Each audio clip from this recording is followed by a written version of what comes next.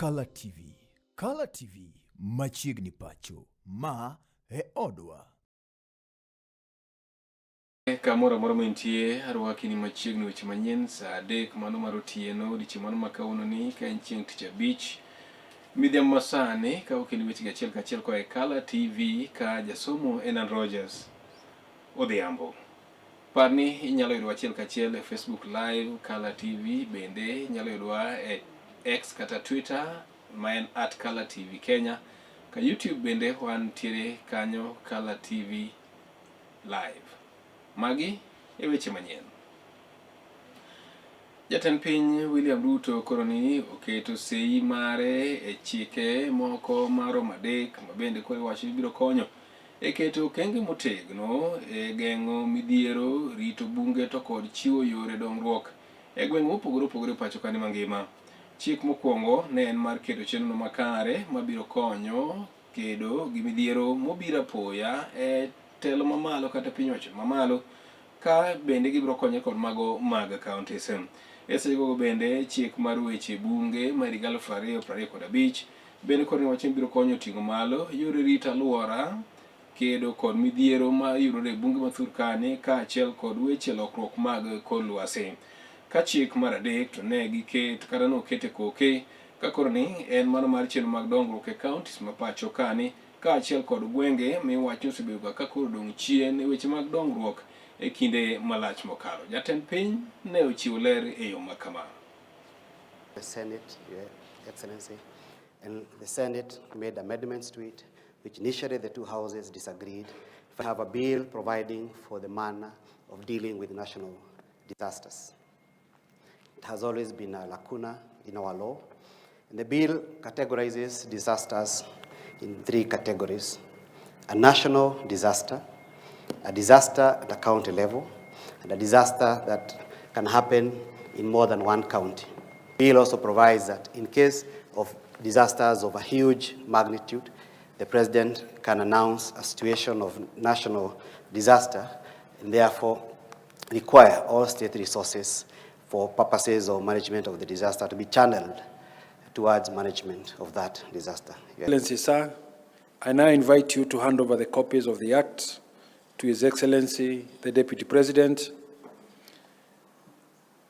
the Prime Cabinet Secretary, the Honorable Attorney General, for publication into law, and to the Cabinet Secretaries present for implementation.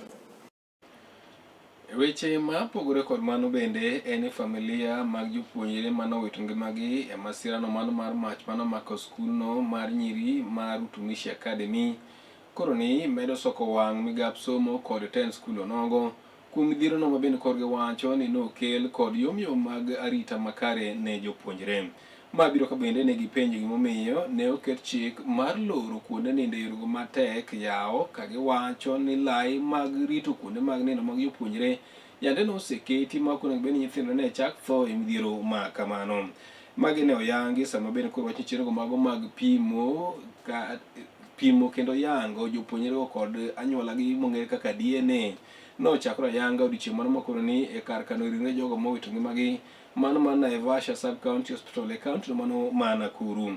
Ma biro ka koro wacho seche makamago en jatayoro mag duolno mar Msalaba Makwar kata Red Cross e gwenge mag Naivasha, Steve Maina, nowacho ni ne giyango ni ringruogo duto nochwale kar keno nogo bang' masirano ne timore, ka koro nowacho ni bende ne giketo kuondego mag chiwo hocho mag paro ne familia madipo ni nyithindegi ne jowito ngimagi e masira ma kamano.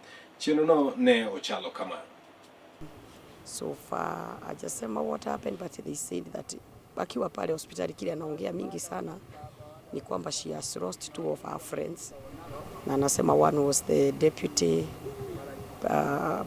prefect wa klasi yao, and then kuna huyo Precious is from Naivasha Karate, Precious Wajeri from Naivasha Karate. So far hajasema what happened, but they said that akiwa pale hospitali kile anaongea mingi sana ni kwamba she has lost 2 of her friends, na anasema one was the deputy prefect wa klasi yao, and then kuna huyo Precious is from Naivasha Karate, Precious Wajeri from Naivasha Karate.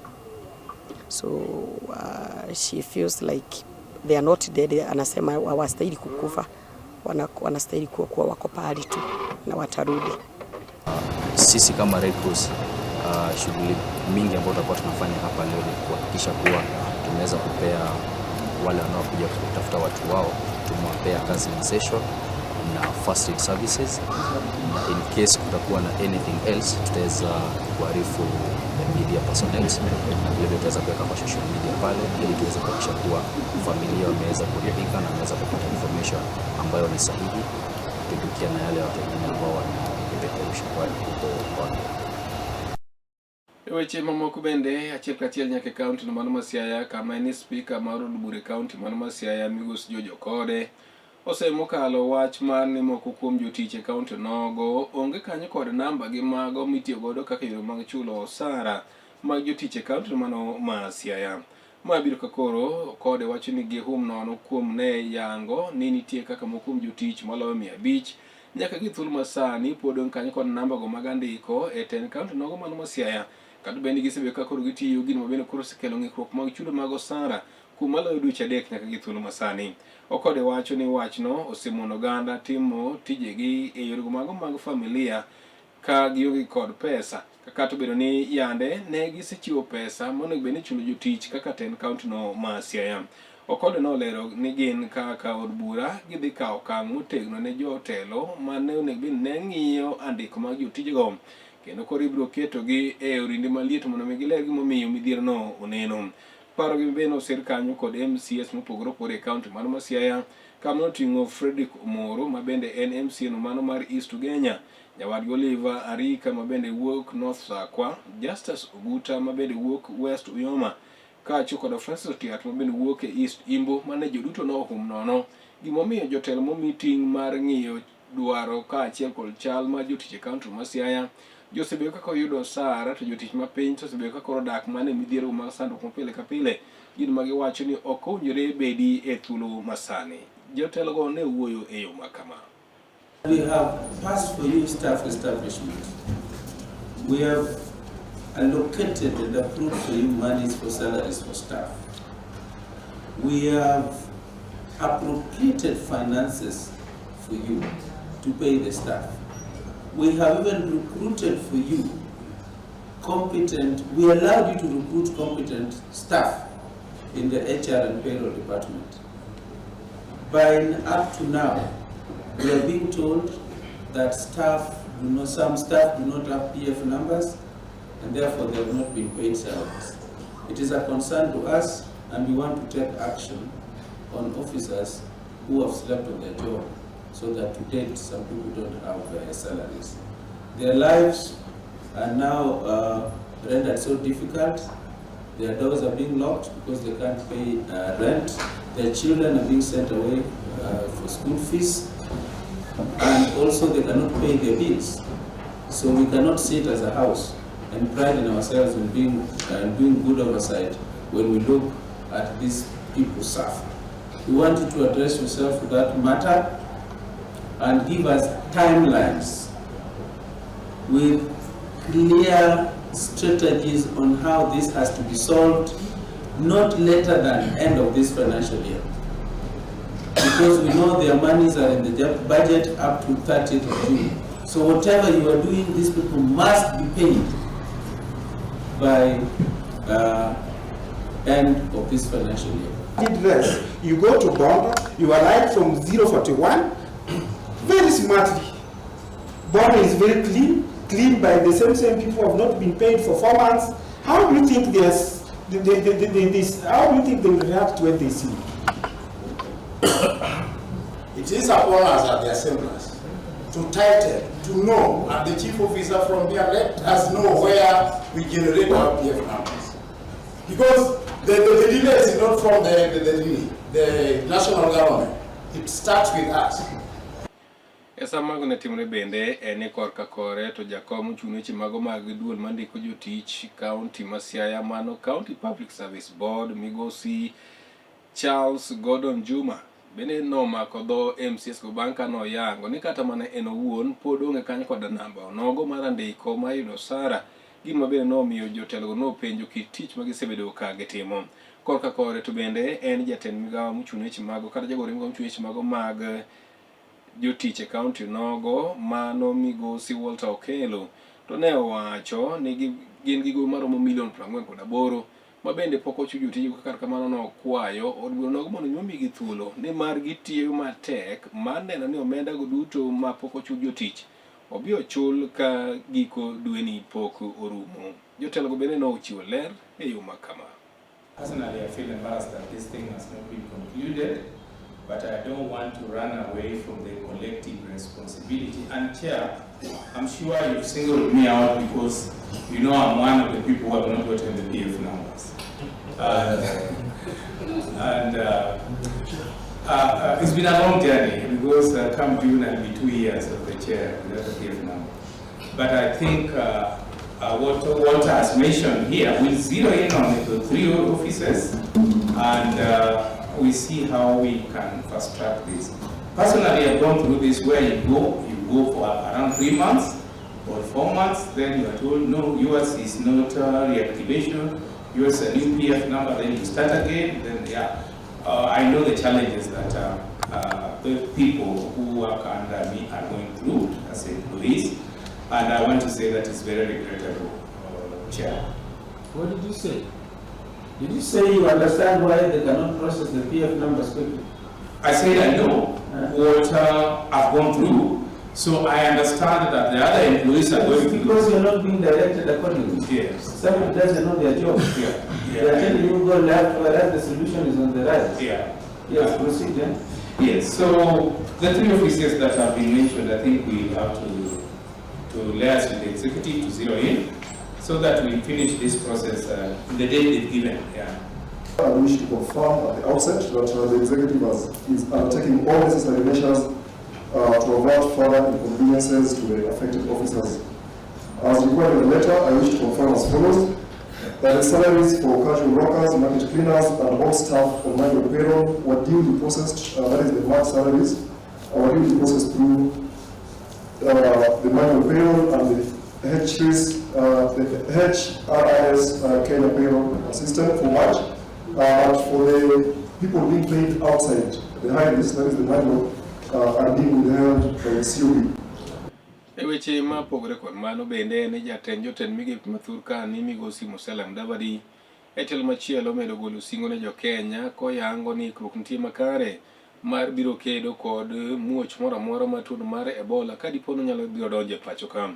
Mudavadi wacho ni piny owacho mathuth ka ni osetimo duto manyalre kendo gisebedo ka koro giromo kod telo mopogore opogore mago mag riwruoge moko e pinjego ma oko to kod telogo mag piny owacho ma pinjego ma oko kaka ginyalo biro keto mise makare e geng'o muoch kata landruok mar tuono e pacho ka. Otima kamano chiwo bang' ka koro ng'ur ma koni koda kocha ne wuok e kind jo Kenya mopogore opogore ka ne gipenjo gimomiyo piny Kenya noyie ni mondo mi oganda ma gin jo Amerika ma dipo ni nogamo muoyo mar tuo nogo duogi achiel kachiel nyaka e pacho ka ni ka ok oyienegi mondo mi gidonj e pinyno mar Amerika. Kata kamano Mudavadi to nolero ni piny owacho mathuth ka ni oseketo mise makare kendo kono nyiso jopiny mondo mi kik bed kanyo koda kion komoro amora wira ni piny owacho mathuth ka oseketo ikruoge makare kendo gisetiego oganda mopogore opogore bende kanyo koda lonyo weche mago mag thieth kaka nyalo biro kedo koda midhiero onogo. Oler ni mani keto Kenya rameny manyime kendo kowacho ni winjruok mane giketo kinde kanyo koda telogo mag pinjego mamoko en achiel kuom ranyisi ni koro piny Kenya obedo kang'no manyime kaka kanyo ma koro inyalo ng'iyo koda wang' maber e kind piny mamoko mag Afrika ka okalo kuom ote ma jatelono ne ochiwo kama. Last night alone, the President of Kenya had to convene an update session with key development partners and the international community and the UN because of the threat of Ebola, and to see how again we can collaboratively work with the international community to protect Kenya, but also to be a responsible member of the international community. As we have the UN here, apart from the expansion that you all know is going on, when the President and the Secretary General led in the groundbreaking ceremony for the expanded facility. I think it's important for you to know that the same UN is also in conversation with Kenya so that Kenya can become not just the headquarters for the UN entity that is here, but also to become literally the headquarters for humanitarian and logistical programs of the UN in the global south. That is a very, very important objective. And it will not work if we don't pull together. Part of this conversation was to see how we can collaborate. We are lucky so far that we don't have any Kenyan who is affected, but we should not pretend that it may not happen. And we should not pretend that we may not be required to help in the coordination of an international or regional response. So Kenya can become an anchor of this kind of international interventions. So forget about the misleading impression that setting up facilities of this nature are geared to only handle foreign people. No. Kenya is setting up almost 16 or thereabout intervention centers of that nature because we don't know. We are being prepared. We are being proactive.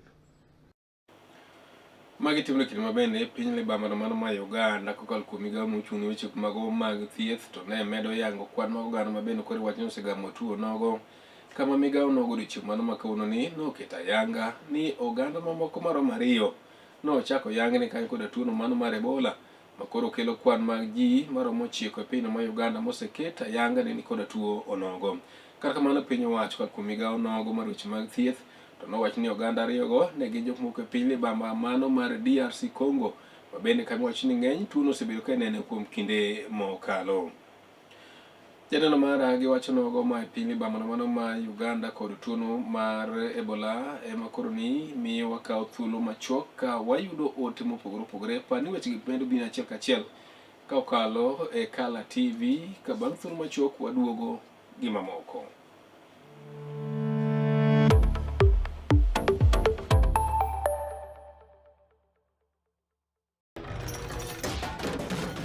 Tok bedo kod odiochieng' marabora e sikunde ka iduogo pacho, yud thuolo mar kweyo pachi kendo bedo gi mor e chenro mar Bang School. Chenro mar Bang School chakore saa 10:30 ma midhiambo nyaka saa 11 ma midhiambo. Kama inene katun mamori, ipuonjori weche mathoth, ibedo kod mor gi nyiero motimo Cathedral. Kik bai, Bang School, chenro manigi mor lilo ne nyithindo duto. Kala TV, machiegni pacho ma e odwa.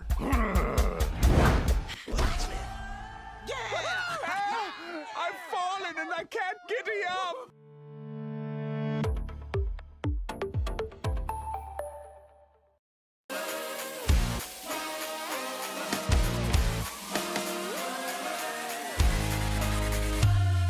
Komuch to wan kode duoko mag tuke mopogore opogore, jotugo motimogi, kuonde magitimogie, to gin tuke magi mabiro. Mano emomiyo wan ka e chenro mar chal pewe tudri kodwa wuok tich nyaka tich abich saa 11 mar midhiambo nyaka saa 12 mar midhiambo. Kama wanyisi motimore e pewe duto mana e Kala TV.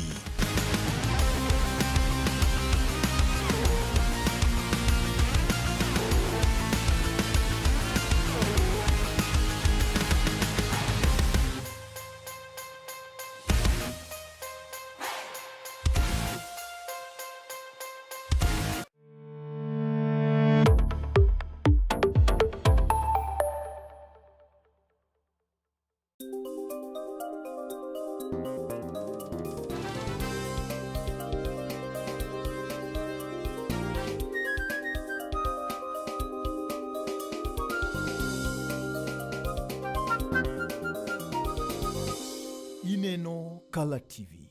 Kalatvlive machiegni pacho. Ma e odwa. Machiegni kendo janeno mara kamoro moro maintie wadhi nyime kod wechegi e tielo machielo ka jaloko marwa to pod en mana David Abila. Komachielo bende en ni ten county mano ma Migori komaka kanyo kod riwruok moro ma ok mar piny owacho mong'ere kaka World Vision sani koro ochako chenro mano mar kedo kanyo kod keny momondo ne nyithindo ma pod hikgi tindo. Wacho bende koro giyango ni duoko chien som nyithindogo to moloyo mago manyiri e kaunti no ma Migori. Kaluwo kanyo kod jokanyo mag World Vision giyango ni gisetemo reso nyithindo maloyo 200 e kaunti nogo. Kagiwacho ni sir makamani osebedo ka koro biro kal kuom ten migawo mochung' weche mago mag somo, tuke to kod kido kaachiel kod chweche kaunti nogo ma Migori. Rahab Robi bende giwacho ni gisebedo ka koro gikonyore godo yorego mago makare e kedo koda midhiero ni mar keny mar nyithindogo mapok hikgi oromo ma koro wacho ni medore mokalo e kaunti onogo. Ne gichiwo ler e yo makama. Like I said, we are strengthening the ecosystem. We are not going directly to the businesses. So we are supporting entrepreneurship support organizations like Wise Hub in Kisumu, Nakuru Box in Nakuru, and Eldo Hub in Eldoret, or rather was in Gishu County. We build their capacity so that they can support young businesses that are owned by women and youth. And ideally, we are not giving grants. Yeah. We are not giving grants, mostly it's building their capacity. Kisumu, they don't get a lot of visibility for the entrepreneurs. So this program, which was a pilot program, came up with a role model which we were able to select, and they were able to be given visibility, and even here they will be given visibility. So that is a plus for the entrepreneurs because we want people to know about them. And especially for Kisumu, because we keep on talking about buy Kisumu, build Kisumu.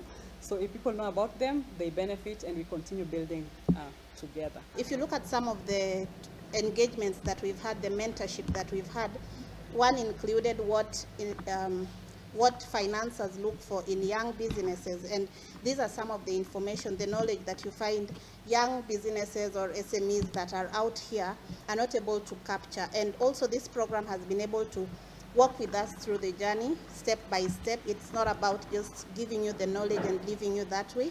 It has been very hands-on, and we are really grateful to this program. Those policy, top on the policy documents is the Buy Kisumu, Build Kisumu, because now the products are here. As a county government, we want to ensure that these products, first of all, are consumed locally by our people here, because charity begins at home, and then later on we'll spread our wings so that they can reach the regional markets and ultimately the international markets. Komachielo bende ni kaka yo makende mano mar ting'o malo chenro mago mag dongruok mag kor gwenge en ni ten county mano ma Kisumu kod riwruok moro ma ok mar piny owacho ma ong'ere kaka Wise Hub ne okawo kinde makende mar tiego kendo chiwo obok ne riwruoge mag wakeni mopogore opogore kaka yono mano maneno ni gichako chenro mago mag ohala matino manyalo kelo lokruok e kor gwenge mondo mi oting'gi malo weche mago mag ohandgi mapile ka pile kod tiyo kanyo kod lony makare weche mago mag bero kendo ting'o malo ohandgi kod kuom lony ma nyasani. Nyasino ne obagi odiochieng' ma kawuono e yo makama. And we have been running a big dream to end child marriage here in Korea since 2023. And so far, we can actually say we have seen a lot of positive strands. One thing that we have actually seen is that through the many platforms that we have implemented, and more so the community change that we have seen all through, we have seen a lot of behavior change in the community. The community is able to understand why early child marriage, or what I would call child marriage, is not good. And because of that, they know that a prerequisite to the child marriage is the FGM. So most of them are actually saying no to FGM and to child marriage. 2024, we actually saw a lot of girls running to the rescue centers. So we actually got over 1,200 girls being rescued. And for me, any girl that is rescued is a success. So one girl is a success to an entire family. Through the National Parenting Program, and that's why we are here today, is that we've actually seen parents picking up their responsibilities. You know, there's no manual around parenting. So for us to have adopted this program that we supported the national government to come through, we actually see that the parents are actually acknowledging that some of these things that are happening in the community is because they were not fully involved in the lives of their parents. Preventing FGM is not a one-time event. And one of the things that we do is that we have actually brought together a multi-agency, multidisciplinary, whichever big word that I want to use, bringing out every partner on board so that we are able to collectively support the community to say no to the children and the FGM vices.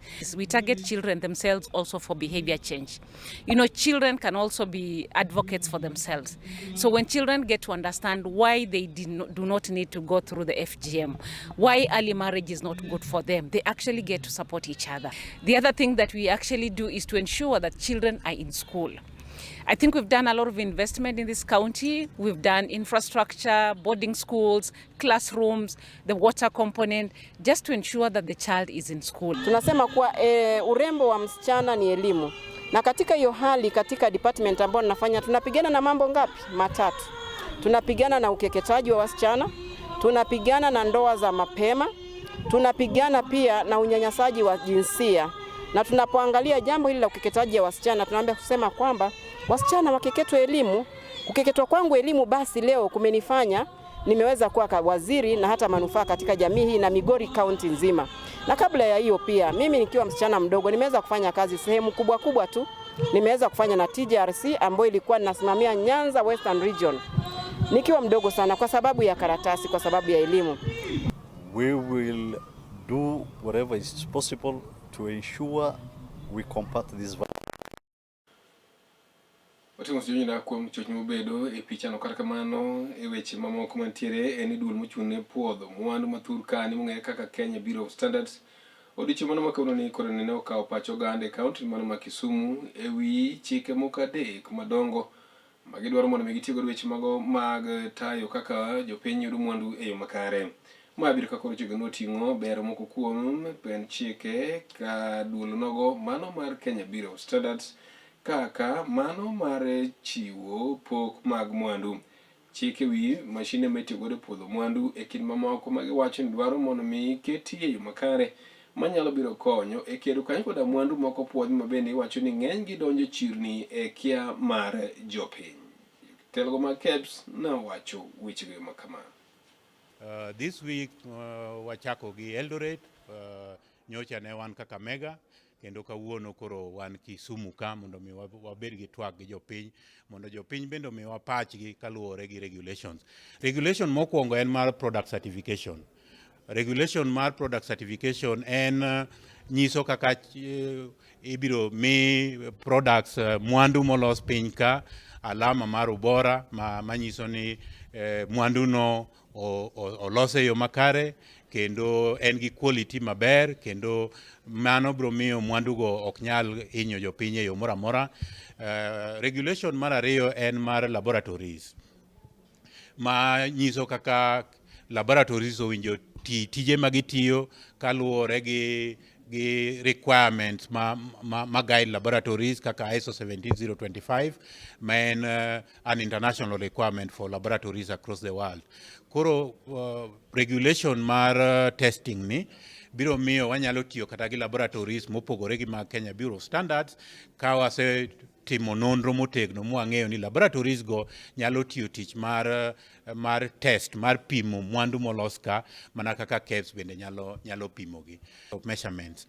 Mae mamiyo gik mopim ka nyalo bende dhi e chirni maoko nikech jomaoko ong'eyo ni gik moko kopim Kenya to pim sawasawa kaka inyalo pim gi e pinje maoko. Wageno ni by end of June ka odhi maber to winjore bed ni koro semi regulations gi ministry mondo mi ministry ogazet gi. Joma oko biro ka kata joma nika apart from chiwo pachgi mit e romoni, pod ginyalo chiwo pachgi through the email address mar regulations@kebs.org. E weche mopogore gi mago en ni geno nyalo biro duogo ne jo Kenya e kinde mabiro kata e dweno manyien kalo kanyo kod ote manochiw kanyo kod jatend migawo mochung' weche mago mag teko kod amodhi migosi Opiyo Wandayi.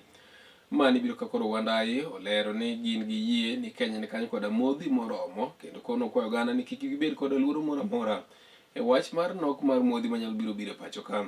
Jatend migawo nogo bende nolero ni kindego mabiro bei no mar modhi nyalo biro dok chien. Gino ben koro nowacho nyalo biro kelo fuong'ruok n'oganda jo Kenya. Medruok mag nengo modhi manyo timore dweno kata dwe ni eri mar abich no kelo paro makoni koda kocha ka koro ng'eny oganda jo Kenya osebedo ka koro ywago pek mar ngima mag kale kokal kuom medruok mag mwandu go mabende koro miyo bech gik moko duto imedo chirni makoni koda kocha. Migosi Wandayi kar kamano ogolo luoro kuom jo Kenya kawacho ni bei no nyalo biro dok chien kalo kanyo kod lokruok mosebedo makare e bei mag mwandu go e piny mangima. Mae kaka ne owuoyo. Continue by saying that there are early signs that global pressures may begin to ease. Changes in demand patterns and improved supply routing are gradually stabilizing international markets. While the situation remains fluid and unpredictable, the direction is encouraging. In the fullness of time, as global conditions stabilize, Kenyans can expect the benefits to be felt progressively through the system. Janeno mara giwacho nogo ma jatend migawo mochweche mag teko kod amodhi migosi Opiyo Wandayi tiekonwa weche manyien saa 3 mano mar otieno achiel kachiel kane biro ni e Kala TV ka mane kelo ni weche gi ne en Rogers Odhiambo ka jaloko marwa ne en David Abila. Ibed kod otieno majaber.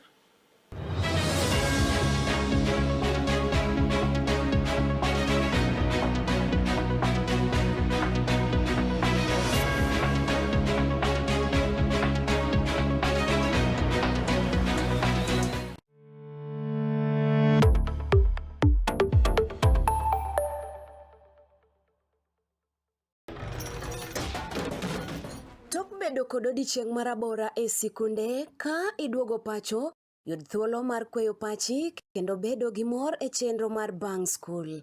Chenro mar Bang School chakore saa 10:30 mamidhiambo nyaka saa 11 mamidhiambo. Kama inene katun mamori, ipuonjori weche mathoth, ibedo